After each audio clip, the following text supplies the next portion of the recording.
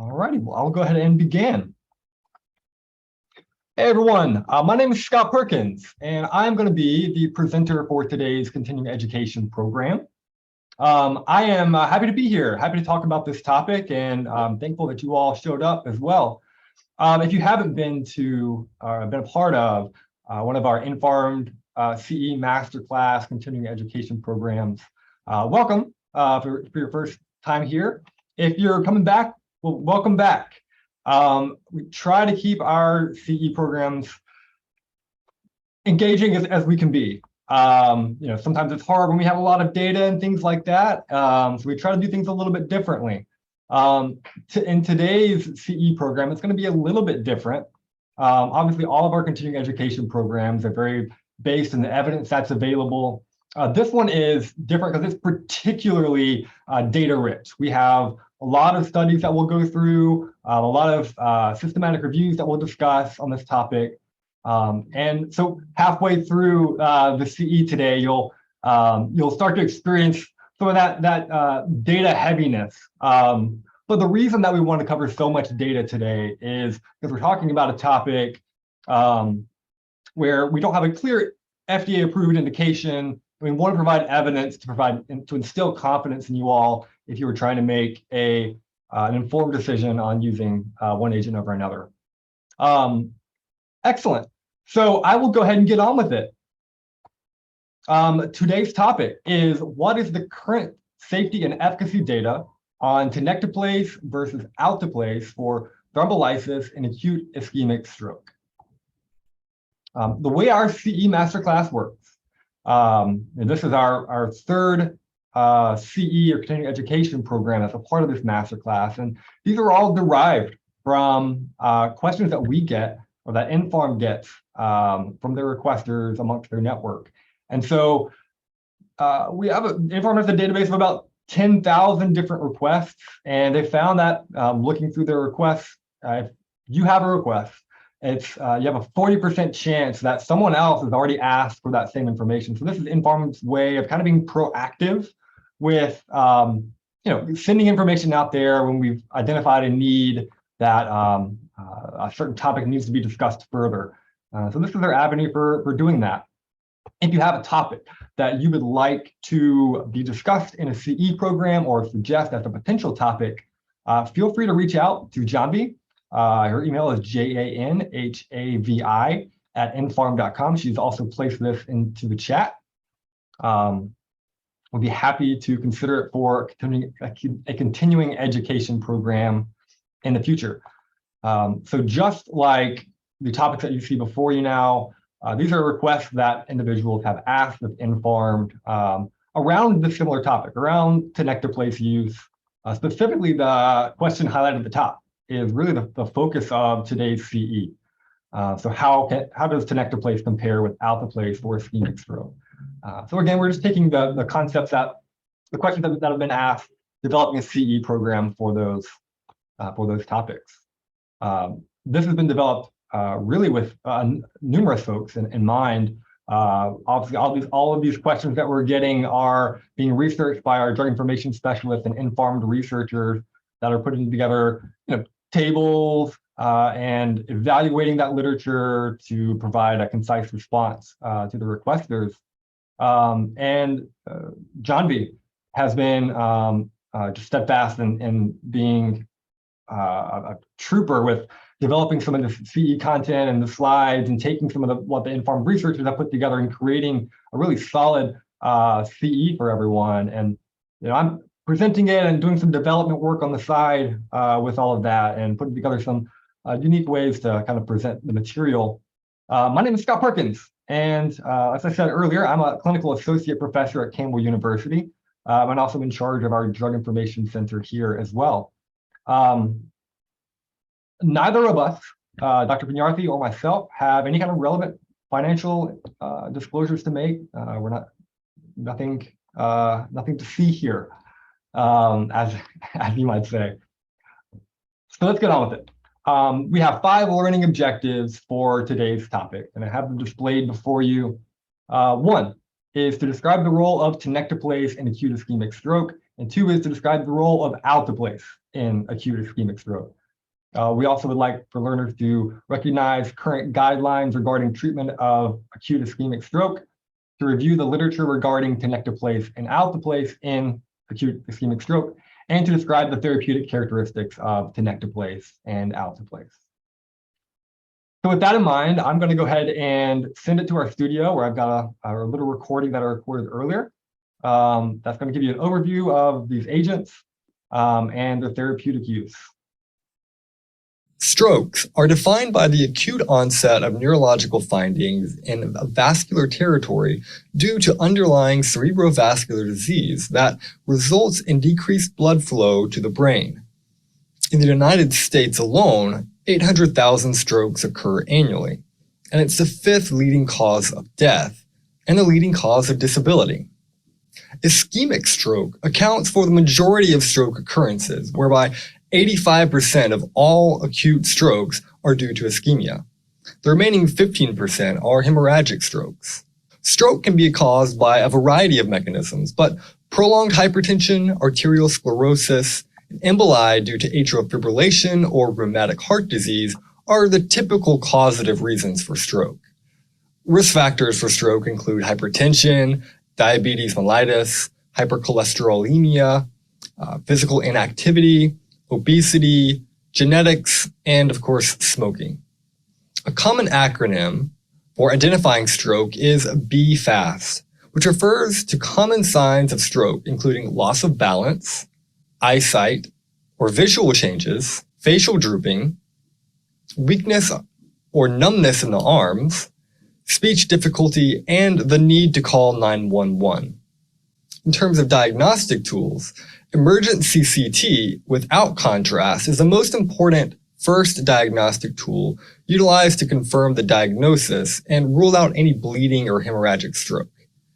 A diffusion-related MRI can confirm the diagnosis and also reveal the size and location of the infarction. The timing of the symptom onset and CT results can be utilized together to determine a patient's eligibility for fibrinolytic therapy. The decision to proceed with fibrinolytic therapy is made with several factors in mind and include the need for symptoms to suggest the stroke is ischemic in etiology. One of the critical factors is timing. Fibrinolytic therapy is reserved, in most cases, for patients presenting within 3 hours of symptom onset. Several items should be ruled out, including recent head trauma, myocardial infarction in the previous 3 months, gastrointestinal bleed in the past 21 days, arterial puncture in the past 7 days, major surgery in the past 2 weeks, history of intracranial bleeds, recent trauma or bleeding, and the use of oral anticoagulants. Patients should have a systolic blood pressure of less than 185 millimeters of mercury and a diastolic blood pressure of less than 111 millimeters of mercury. Finally, the patient's blood glucose should be more than 50 milligrams per deciliter and platelet counts should be more than 100,000. Now, let's briefly review some of the agents commonly used for fibrinolytic therapy for patients with stroke, specifically Alteplase and Tenecteplase, as they'll be the focus of this continuing education program. Both agents are tissue plasminogen activators, or TPAs, which act by binding to fibrin to convert plasminogen to plasma, resulting in cross-linked fibrin and clot dissolution. Alteplase was approved in 1996. It is currently approved by the United States Food and Drug Administration, the FDA, for the treatment of acute stroke, acute myocardial infarction, and acute mass pulmonary embolism. The recommended dose is 0.9 milligrams per kilogram, not to exceed 90 milligrams as a total dose. If used intravenously over 60 minutes with 10% of the total dose administered as an initial bolus over 1 minute. Contraindications include active internal bleeding, recent intracranial or intraspinal surgery or serious head trauma, intracranial conditions that increase the risk of bleeding, bleeding diathesis, current severe uncontrolled hypertension. Of course, bleeding is reported to be the most common adverse effect, occurring in more than 5% of patients taking Alteplase. Tenecteplase was approved in the year 2000. It is currently approved by the United States Food and Drug Administration for the reduction of mortality associated with acute myocardial infarction. The recommended total dose should not exceed 50 milligrams and is based upon the patient's weight. A single bolus dose should be administered over 5 seconds, based on the patient's weight. Treatment should be initiated as soon as possible after the onset of acute myocardial infarction symptoms.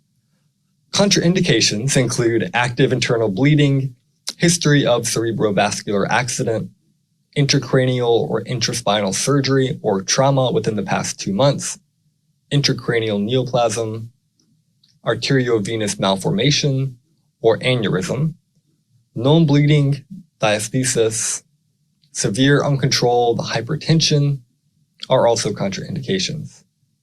Like Alteplase, bleeding is reported in more than 5% of patients taking Tenecteplase. Dosing for Tenecteplase, according to the American Heart Association and American Stroke Association's 2018 guidelines, is represented in the table shown.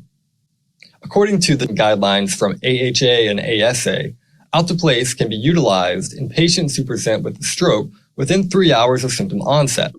The guidelines also place an equal-weighted recommendation for patients younger and older than 80 years of age, for those who have had a severe stroke, and those with mild debilitating stroke. Some patients are eligible for Alteplase therapy within a 3 to 4.5 hour window if they meet specific criteria. After Alteplase treatment, blood pressure should be maintained below 180 over 105 millimeters of mercury for at least the first 24 hours after therapy. Except for IV aspirin, use of antithrombotic therapy within the first 24 hours after treatment with IV Alteplase is uncertain. Use might be considered in the presence of concomitant conditions for which such treatment given in the absence of IV Alteplase is known to provide substantial benefit, or withholding such treatment is known to cause substantial risk. Now, according to the same AHA-ASA guidelines, Tenecteplase may be a reasonable choice in patients without contraindications for intravenous fibrinolysis, who are eligible to undergo mechanical thrombectomy. The same guidelines indicate that Tenecteplase has not been proven superior or non-inferior to Alteplase, but may be considered as an alternative to Alteplase in patients with minor neurological impairment and no major intracranial occlusion. So let's take a look at the published literature that's compared these two agents. But before we do that, we'll take a couple of brief knowledge checks and then jump into the literature. Hey, everybody. All right. So let's jump in and do some brief knowledge checks. And then we'll jump into looking at some meta-analyses. And then I'll send you back to reviewing some of the randomized controlled trials that have been conducted on this topic. All right, so our first knowledge check is before this is kind of a softball. What is not a contraindication to treatment with Alteplase or Tenecteplase? If you're brave enough to post in the chat, feel free to do so. Option 1 is uncontrolled hypertension. Option 2 is active internal bleeding. Option C is intraspinal surgery, and D is the correct answer, which you are all putting in the comments, which is uncontrolled hyperlipidemia. Fantastic. All right, so knowledge check number 2. What level should blood pressure be maintained at for at least the first 24 hours after Alteplase administration? So we have less than 180 over 105, 185 over 110, less than 130 over 80, 200 over 115. Everyone is selecting A, which is the correct answer. Fantastic. All right. So we're going to take a brief review of some meta-analyses that have been performed on this topic. There are many meta-analyses that we could have included in the CE program.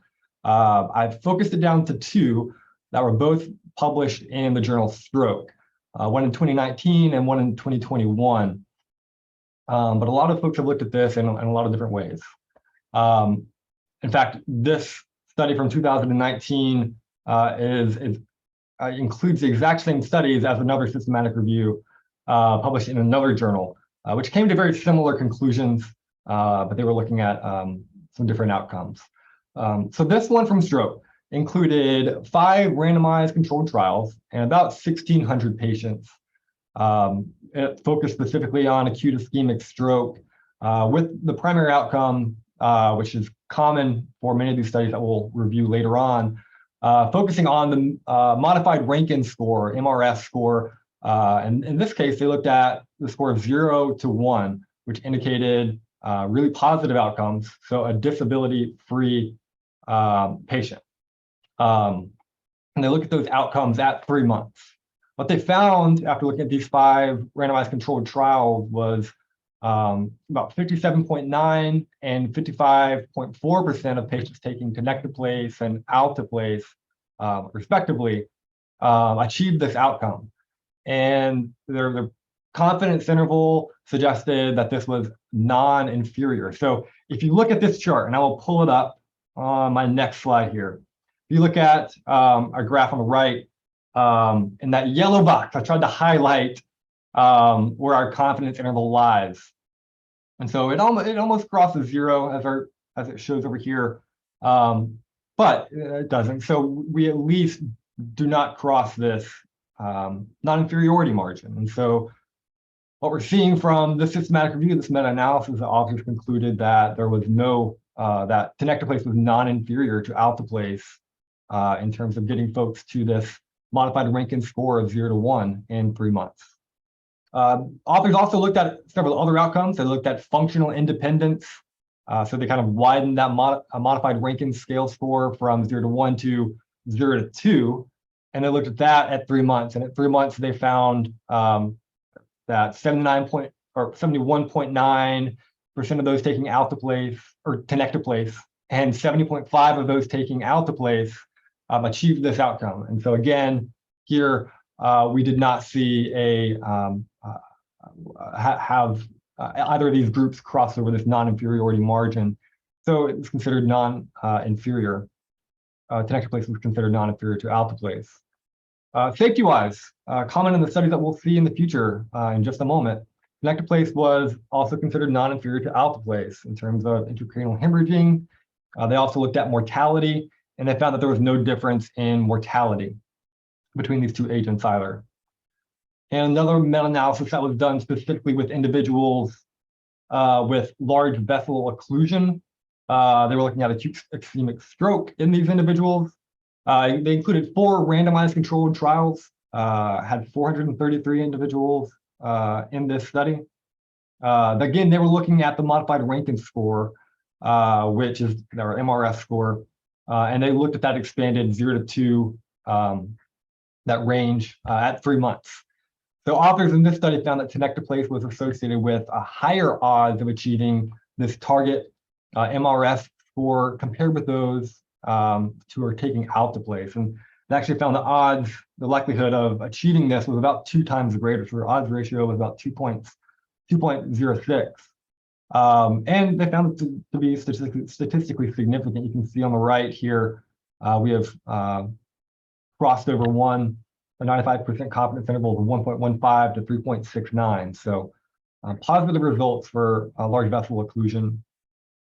Other outcomes that they looked at successful recanalization, and they found that those taking Tenecteplase were more likely to achieve successful recanalization with an odds ratio of about 3.05, so about 3 times more likely to achieve this outcome, which is very positive. They looked at early neurological improvements as well, and had a positive odds ratio there with no statistically significant difference necessarily between the 2. And then in terms of safety, just like in our last study, it was considered, Tenecteplase was considered non-inferior in terms of symptomatic and asymptomatic intracranial hemorrhaging, and as well, no differences were determined between the 2 groups in terms of mortality.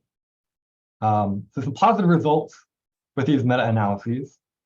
So our final knowledge check for this segment is, in all the meta-analyses, Tenecteplase did not show improvement over Alteplase for which of the following? Early neurologic improvement, complete recanalization, Rankin score, and mortality.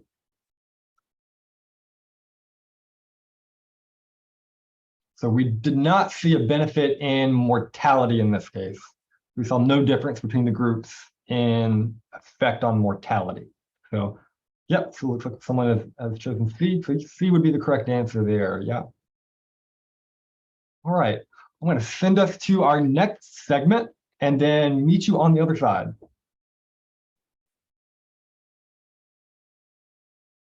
We'll cover 5 studies in this review.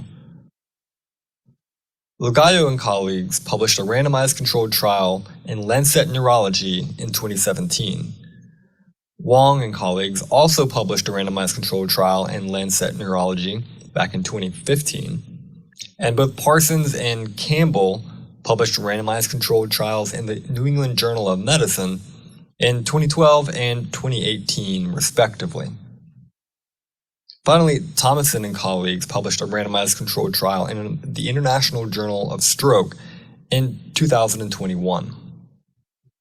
Our first study is Tenecteplase versus Alteplase for management of acute ischemic stroke, a phase 3 randomized open-label blinded endpoint trial. This was a trial that included 1,100 patients, and whose objective was to investigate the safety and efficacy of Tenecteplase versus Alteplase in patients with acute stroke who were eligible for intravenous thrombolysis. In this study, 549 patients took Tenecteplase and 551 patients took Alteplase. Patients were included in the study if they were admitted within 4 to 5 hours of symptom onset, or 18 years of age or older. They were independently living prior to their stroke and were eligible for IV thrombolysis. Patients excluded from the study were those with contraindications to the therapies utilized in the study.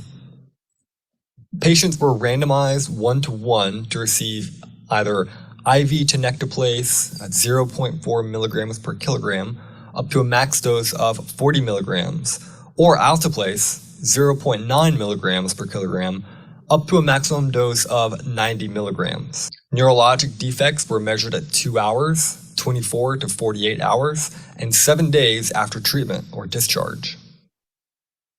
The modified Rankin scale was assessed at day 7 or at discharge, and approximately 3 months afterwards. This trial included patients between September 1st, 2012 and September 30th, 2016. The primary outcome of the study was the modified Rankin scale score at 3 months. Secondary outcomes included any intracranial hemorrhage at 24 and 48 hours, symptomatic intracranial hemorrhage at 24 and 48 hours, major neurological improvement at 24 hours, and death within 3 months. Patients included in this study had an average age of about 71 years. About 40% of patients were female. 4% of the individuals in the study had symptoms upon awakening. Between 13 and 17% had major intracranial vessel occlusion. And approximately 44% had a diagnosis of hypertension. 31 were smokers. And 22% of patients had a history of stroke or transient ischemic attack. At the conclusion of the study, the primary outcome, the modified Rankin scale score at 3 months, was considered to be not significant between both groups. Those taking Tenecteplase and Alteplase had roughly the same scores. There was also no difference in several secondary outcomes, including any intracranial hemorrhage at 24 and 48 hours, symptomatic intracranial hemorrhage at 24 and 48 hours, major neurological improvements at 24 hours, and death within 3 months. In this study, only serious adverse effects were reported. Adverse events were reported to have similar frequency in both groups, 145 in the Tenecteplase group versus 141 in the Alteplase group. The most frequent adverse event was intracranial hemorrhage, which occurred about 9% of patients in both groups. The study authors concluded that Tenecteplase was not superior to Alteplase and showed a similar safety profile. Most patients enrolled in the study had mild stroke. Further trials, however, are needed to establish the safety and efficacy in patients with severe stroke and whether Tenecteplase is non-inferior to Alteplase. This was a fairly strong study, with a decent study design and a large patient population. While the study was randomized, it was unblinded.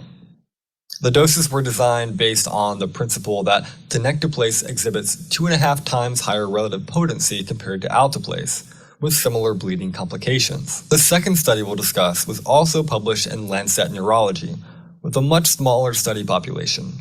The study was titled Alteplase versus Tenecteplase for Thrombolysis after Ischemic Stroke, a Phase 2 randomized open-label blinded endpoint study. The study included 104 patients, and the objective of the study was to assess the efficacy and safety of Tenecteplase versus Alteplase within 4.5 hours of stroke onset. 52 patients received Alteplase, and another 52 patients received Tenecteplase therapy. Those included in the study had clinically diagnosed supratentorial acute ischemic stroke with a measurable deficit on the National Institutes of Health stroke scale within 4.5 hours of symptom onset, were aged 18 years or older, they were living independently prior to their stroke, and they were eligible for intravenous thrombolysis. Exclusion criteria included those with an estimated glomerular filtration rate of less than 30 milliliters per minute, those who were allergic to iodinated contrast, and those with evidence of intracranial hemorrhage or significant non-stroke intracranial pathology on pretreatment CT. Eligible patients were randomized 1-to-1 to receive either Alteplase at 0.9 milligrams per kilogram to a maximum of 90 milligrams, with 10% of the dose initiated as a bolus, followed by 90% of the rest of the dose in a 1-hour infusion, or Tenecteplase at 0.25 milligrams per kilogram to a maximum of 25 milligrams as a single bolus. The NIHSS assessment was completed at baseline, 24 hours post-treatment, 72 hours post-treatment, and 7 days post-treatment. CT perfusion and CT angiography were done at baseline, with follow-up scans at 24 to 48 hours post-thrombolysis. Patients were screened from January 1, 2012 to September 7, 2013, with a 90-day follow-up. The primary outcome of the study was the percentage of penumbra salvaged with therapy. The penumbra is brain tissue that can be reversibly injured around the ischemic core. This was identified based off of CT scans. Secondary outcomes included infarct volume on 24 to 48 hour non-contrast CT, recanalization at 30 days and 90 days, recanalization at 24 to 48 hours, early neurological improvement at 24 hours, mean home time spent on non-institutional private residence at 90 days, and mortality at 90 days.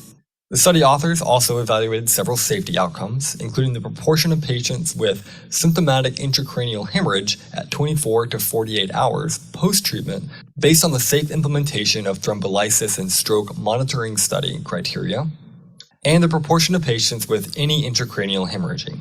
The average age in this study was 71 years, 64% of patients were male, about 52% of patients had dominant hemisphere strokes, between 22 and 26% of patients had a previous stroke or a transient ischemic attack.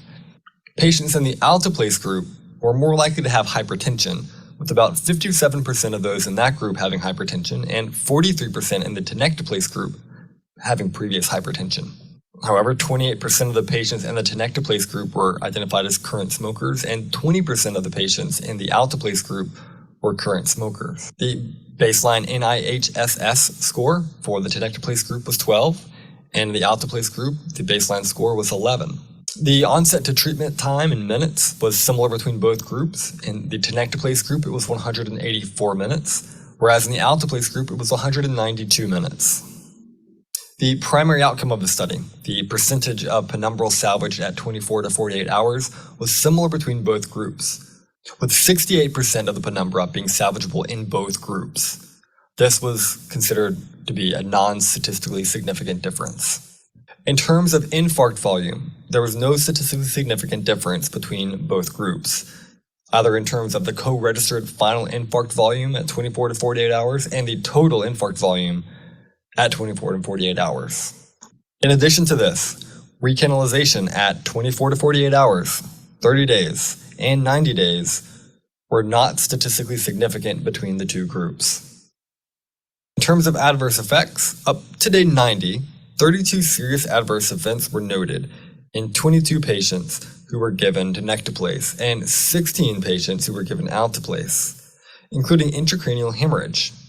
The most common serious adverse event in the Tenecteplase and Alteplase groups was pneumonia at 4% and intracranial hemorrhage at 10%, respectively. The study authors concluded that neither radiological or clinical outcomes differed significantly with IV Tenecteplase compared with Alteplase, the present standard of care.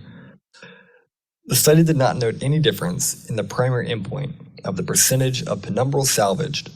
In addition to this, there was no statistically significant difference in safety outcomes, rates of intracranial hemorrhages, and parenchymal hematomas, the complications most strongly associated with treatment-related neurological deterioration.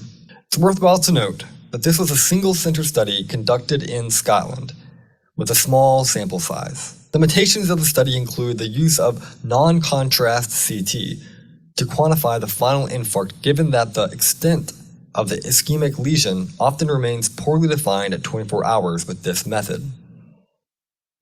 The third study we'll review is titled A Randomized Trial of Tenecteplase versus Alteplase for Acute Ischemic Stroke. This was a Phase 2b randomized open-label blinded trial that included 75 patients. The objective of this study was to compare the standard dose of Alteplase with two different doses of Tenecteplase for treatment of acute ischemic stroke.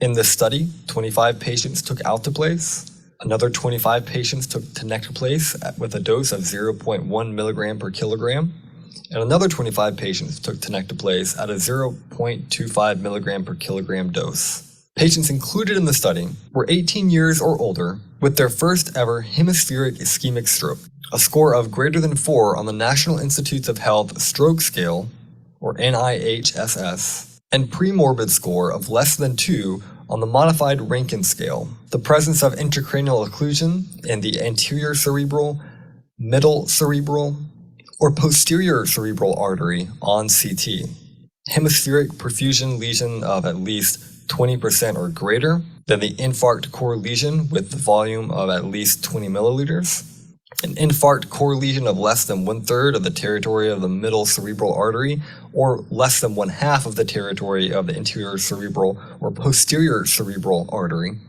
Those with the presence of internal carotid artery or vertebrobasilar occlusions were among those excluded from the study.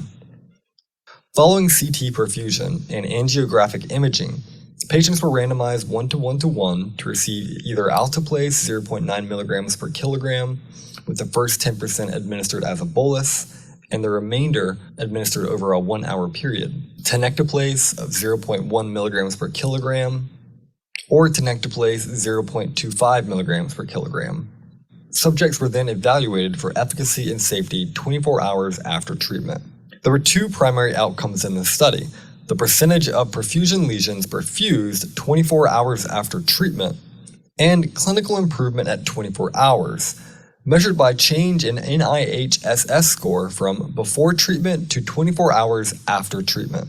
Secondary outcomes included infarct growth at 24 hours and 90 days, vessel recanalization at 24 hours, major neurologic improvement at 24 hours, noted by a reduction from baseline greater than or equal to 8 points on the NIHSS scale, excellent recovery at 90 days, noted by a score of 0 or 1 on the Modified Rankin Scale, an excellent or good recovery at 90 days, or a Modified Rankin Scale score of 0 to 2. Safety outcomes included the occurrence of large parenchymal hematoma, greater than 30% of the infarct volume, any size parenchymal hematoma, and symptomatic intracranial hemorrhage.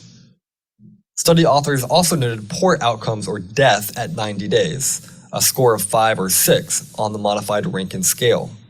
Baseline characteristics were fairly similar between all three groups, with the Tenecteplase 0.1 mg per kilogram group having the smallest median volume of infarct core of 8, compared to the largest volume of infarct core in the Alteplase group of 13, with a wider interquartile range of 2 to 41. Similar to the other studies we've discussed, the mean age was about 71 years old. About 48 to 52% of the patients were male. Approximately 60 to 64% had hypertension. And the average time in hours to treatment was between 2.7 hours and 3.1 hours. Authors in this study did find a statistically significant difference in the primary outcome of reperfusion at 24 hours, with 55.5% of patients in the Alteplase group achieving this outcome, whereas 79.3% of the patients in the Tenecteplase groups achieved this outcome. Additionally, improvements in the NIH-SS score at 24 hours was also considered to be statistically significant between the groups, also favoring Tenecteplase. In the Alteplase group, the change in the NIH-SS score at 24 hours was 3, and in the Tenecteplase group, the average change was 8. Several other secondary outcomes also had statistically significant differences that favored the Tenecteplase group. This includes median infarct growth at 24 hours and 90 hours, recanalization at 24 hours, with complete canalization favoring the Tenecteplase group, and complete or partial canalization also favoring the Tenecteplase group. Furthermore, major neurologic improvement was also noted at 24 hours in 36% of the patients in the Alteplase group and 64% of the patients in the Tenecteplase group, a result that significantly favors the Tenecteplase group. Recovery data at 90 days also appeared to favor the Tenecteplase group, though not in every category, such as excellent recovery at 90 days, which is not statistically significant. In terms of safety outcomes, large parenchyma hematoma were noted more often in the Alteplase group than in the Tenecteplase group, with 4 patients having large parenchymal hematoma in the Alteplase group and only 2 patients having large parenchyma hematoma in the Tenecteplase groups. To elaborate on safety outcomes, 3 patients died in the lower dose Tenecteplase group and 1 patient died in the higher dose group. 2 deaths in the Alteplase group were due to massive hemispheric infarction, and 1 was due to symptomatic intracranial hemorrhage. 1 death in the low dose Tenecteplase group was due to intracranial hemorrhage, 1 to aspiration pneumonia, and 1 to late second stroke. The death in the higher dose Tenecteplase group was due to multiple coexisting conditions. Based on dose tier analysis, the higher dose of Tenecteplase was associated with improvement on all imaging and efficacy and outcomes compared to Alteplase. There were 72% of patients who had excellent recovery in the high-dose Tenecteplase group compared to only 40% in the Alteplase group. Patients in the lower-dose Tenecteplase group had greater clinical improvement at 24 hours compared to patients receiving Alteplase, but other efficacy outcomes were equivalent between the two groups. Higher reperfusion and recanalization occurred at higher doses of Tenecteplase, which led to greater clinical improvement at 24 hours and increase in the number of patients with excellent recovery in the higher dose groups at 90 days. The study authors concluded that Tenecteplase was associated with significantly better reperfusion and clinical outcomes than Alteplase in patients with stroke who were selected on the basis of CT perfusion imaging. It is important to note that this study was funded by Boehringer Ingelheim, which supplies Tenecteplase. Patients were also chosen in this study based on their likelihood of benefiting from treatment, which excluded a large number of patients who may benefit from thrombolysis. Our 4th study was titled Tenecteplase versus Alteplase before thrombectomy for ischemic stroke. This was a multi-center, prospective, randomized, open-label, blinded outcome trial that included 204 patients and sought to compare Tenecteplase with Alteplase in establishing reperfusion in patients before endovascular thrombectomy when administered within 4.5 hours after onset of symptoms. 101 patients were included in both the Tenecteplase group and the Alteplase group. Patients were included in the study if they were able to undergo intravenous thrombolysis within 4.5 hours after onset of ischemic stroke, had cerebral vascular occlusion on CT angiography of the interior carotid artery, and those for whom endovascular thrombectomy could begin within 6 hours of stroke onset. Those with severe pre-existing disability, noted by a modified Rankin Scale score greater than or equal to 3, were among those excluded from the study. Patients in this study were randomized 1-to-1 to receive intravenous Tenecteplase at 0.25 milligrams per kilogram with a maximum dose of 25 milligrams, or Alteplase at a dose of 0.9 milligrams per kilogram with a maximum dose of 90 milligrams. An angiogram was conducted following thrombectomy. However, if no lesion was suitable for thrombectomy, the endovascular procedure was terminated. Non-inferiority for the primary outcome was established if the lower boundary of the 95% confidence interval was greater than negative 2.3 percentage points for the difference of Tenecteplase versus Alteplase. Patients were enrolled in the study between March 2015 to October 2017. The primary outcome of the study was substantial reperfusion, noted by restoration of blood flow to greater than 50% of the involved territory or absence of retrievable thrombus in the target vessel at the time of initial angiographic assessment, assessed within the modified treatment of cerebral ischemic classification, for which scores range from 0, meaning no flow, to 3, meaning normal flow. Secondary outcomes included modified Rankin Scale score at 90 days, early neurologic improvement noted by a reduction of greater than or equal to 8 points, or a score of 0 or 1 on the National Institute of Health Stroke Scale at 72 hours. Safety outcomes that were assessed by the authors included death due to any cause, symptomatic intracranial hemorrhage, and parenchymal hematoma. Baseline characteristics were fairly similar between both groups, with the average age being around 71. Between 51 and 57% of the patients were male. The median NIHSS score was 17 in both groups. More patients in the Alteplase group had stroke due to cardioembolic occlusion, and more patients in the Tenecteplase group had a stroke caused by a large artery occlusion. The median time from stroke onset to hospital arrival was also slightly different, with the Tenecteplase group arriving at the hospital 60 minutes after stroke onset, and the Alteplase group arriving at the hospital 72 hours after stroke onset. The median volume of the perfusion lesion at the initial imaging in the Tenecteplase group was 145 and 134 in the Alteplase group. 22% of the patients in the Tenecteplase group achieved the primary outcome of substantial reperfusion, whereas 10% of patients in the Alteplase group achieved this outcome. This was noted by the researchers to be a statistically significant difference. In addition to this, the median score on the modified Rankin Scale at 90 days was 2 in the Tenecteplase group and 3 in the Alteplase group, noted again by the authors to be statistically significant in favor of Tenecteplase. Other outcomes that favored the Tenecteplase group included death, which occurred in 18% of the individuals in the Alteplase group and 10% of the individuals in the Tenecteplase group.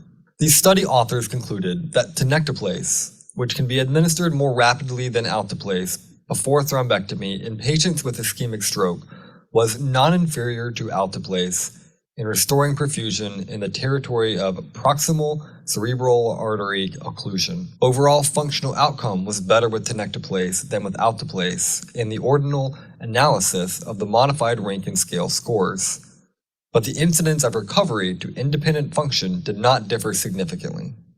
There was no significant difference in the incidence of cerebral hemorrhage. It's important to note that the results of the study only apply to patients with ischemic stroke and large vessel occlusion who are eligible for thrombolysis, as reported by the authors. Since these patients make up only a small proportion of patients with ischemic stroke, it's necessary to determine the efficacy of Alteplase versus Tenecteplase for patients who may not have large vessel occlusion. Notably, the exclusion criteria of the modified Rankin score greater than or equal to 3 mentioned in the study was different from the modified Rankin score of greater than or equal to 4 listed in the supplementary appendix, without clear explanation. Finally, our last study is titled Tenecteplase versus Alteplase after acute ischemic stroke at high age. This was a sub-study of a multi-center, randomized, open-label, blinded endpoint phase 3 trial.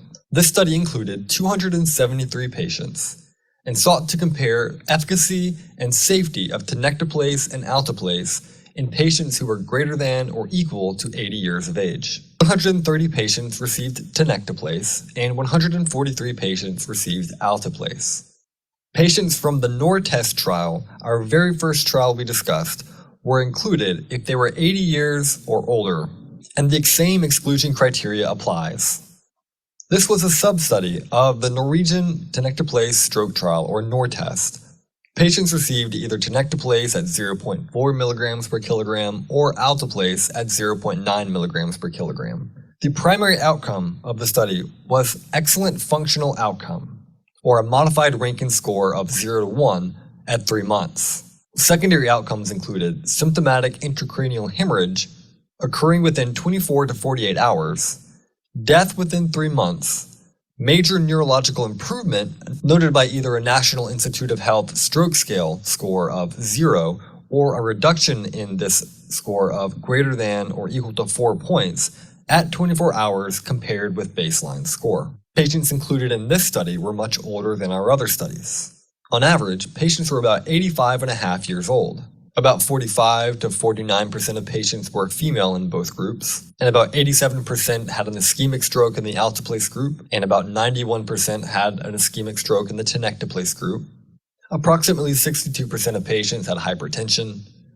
More patients in the Alteplase group had ischemic heart disease or a previous stroke or TIA.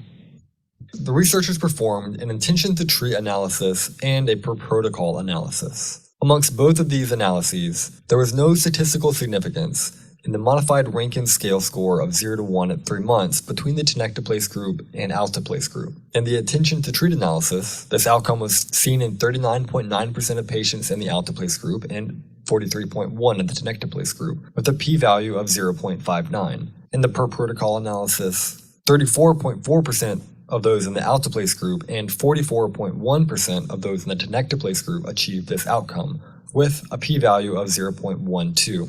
Other clinical outcomes were also considered to be not statistically significant, including the proportion of patients with major clinical improvement at 24 hours and death within 3 months. The study authors concluded that Tenecteplase, given at doses of 0.4 milligrams per kilogram in patients greater than or equal to 80 years, has the same efficacy and safety as Alteplase. Therefore, high age should not be a reason to discourage from treatment with Tenecteplase in acute ischemic stroke. It's important to note that this study shows the efficacy and safety of Tenecteplase are similar in elderly patients. However, this trial only included patients living independently, which may have prevented inclusion of more severe patients with cognitive or functional impairments and severe comorbidities.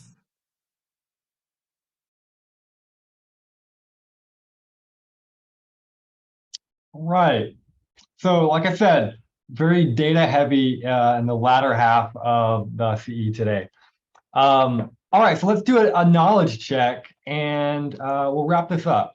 So our fourth knowledge check is what was not an outcome or endpoint measured in the primary literature covered.